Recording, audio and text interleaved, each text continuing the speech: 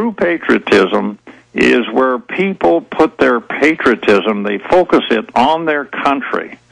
False patriotism is where people they put all their hopes and everything on the government. Their patriotism is focused on the government. This is what got the people in Germany in trouble with the Nazis. The Nazis were the first. Germany was the first nation to be conquered by the Nazis in World War II, and so don't put your allegiance to government. Put your allegiance to the United States of America, the country. The country will be here when this government is gone. Germany is still there. Germany was devastated by a couple of different governments in the first half of the 20th century. Germany is still there. Italy has had over 40 different governments since World War II. Over 40 different governments. Italy is still there, and you hardly ever see anything in the news about Italy because everything in Italy is working quite well. And the people are very content. They have a good economy and all, and so you don't hear about them.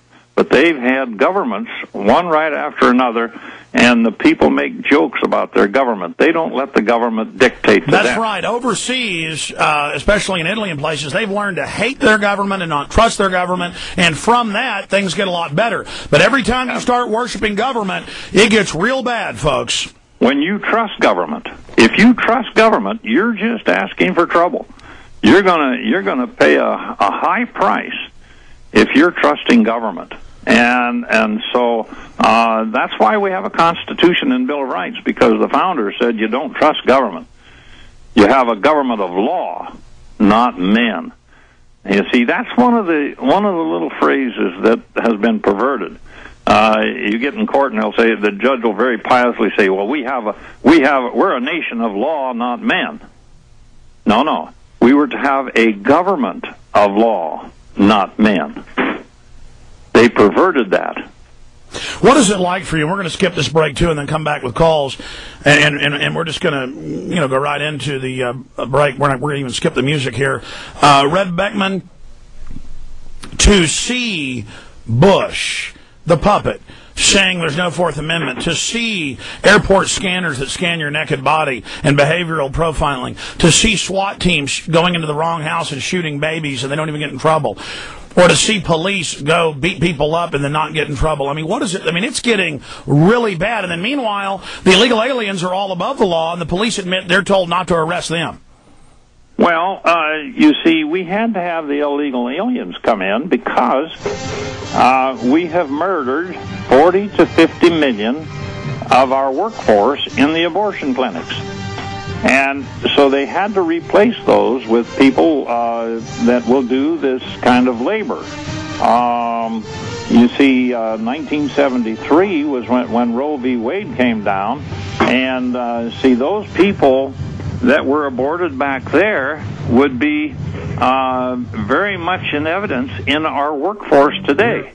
But the scoundrels, of course, you see, they wanted to bring in these illegal aliens because they would worship the government.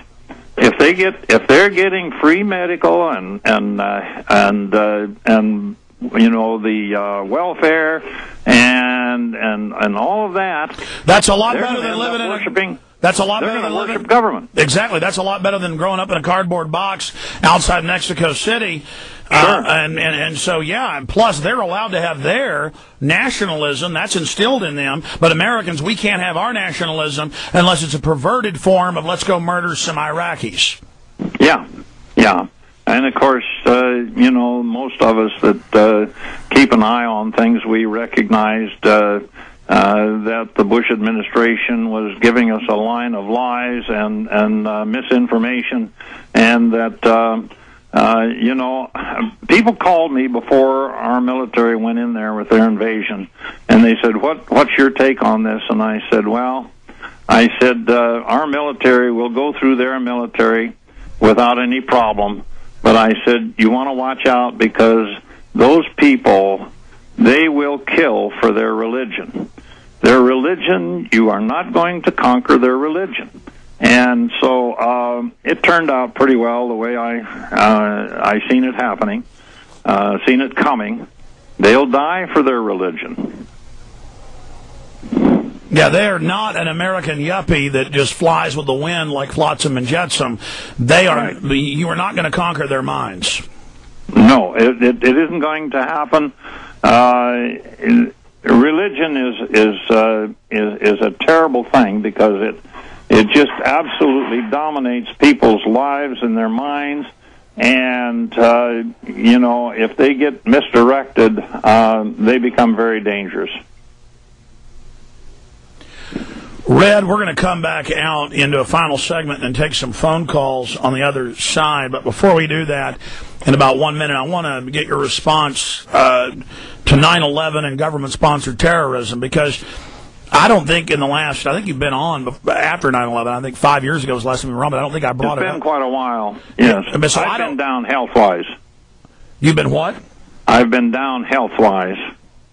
I've been having some serious health problems, and so I've been pretty much out of circulation on the speaker's tour and that type of thing.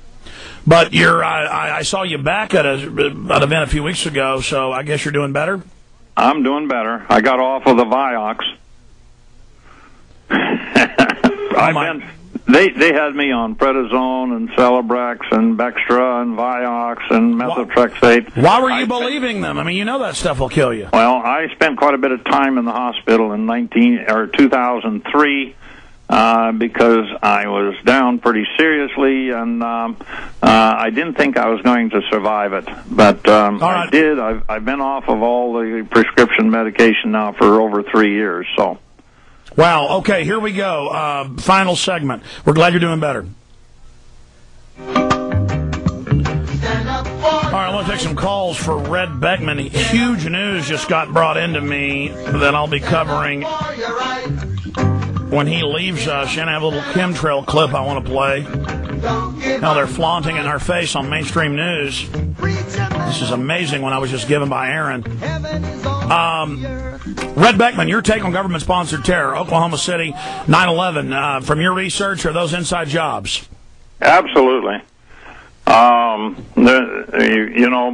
of them had all the earmarks. I mean, it just it didn't come hard to see through that. And when 9/11 came, I was called. I never turned my television on in the morning, but a lady called and said, "Red, turn your television on." So I got to see the plane hit the second building, and I told the lady on the phone, I said, "The world will never be the same again," and it never will be.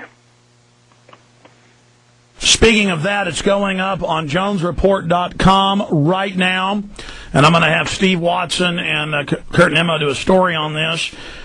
I am linking through to double-check all this, but Cy Hirsch has reported how they've dressed up al-Qaeda operatives and sent them in. The U.S. now admitted this 4 years after he reported it, to attack Iran out of Iraq, which Iran's Shiite, and then the news says they're al-Qaeda when al-Qaeda is Sunni. So dumb they think the public is.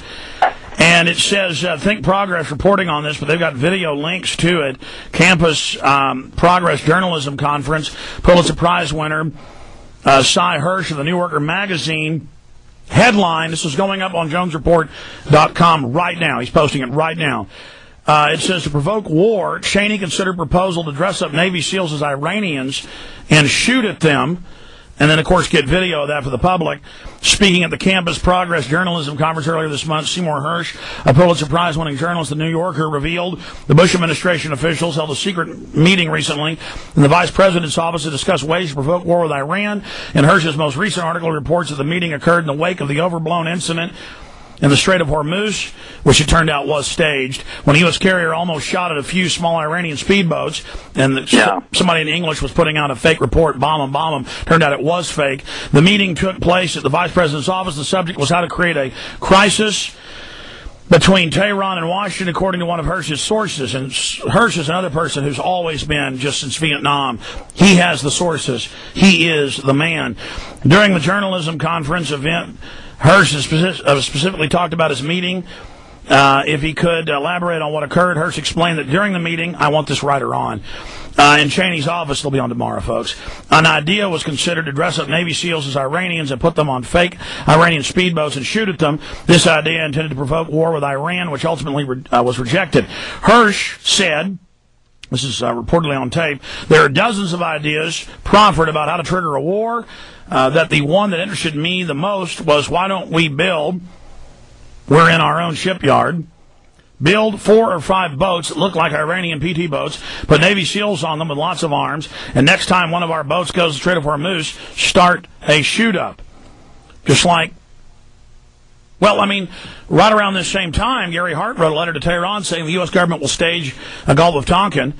And it goes on here. This is an incredible...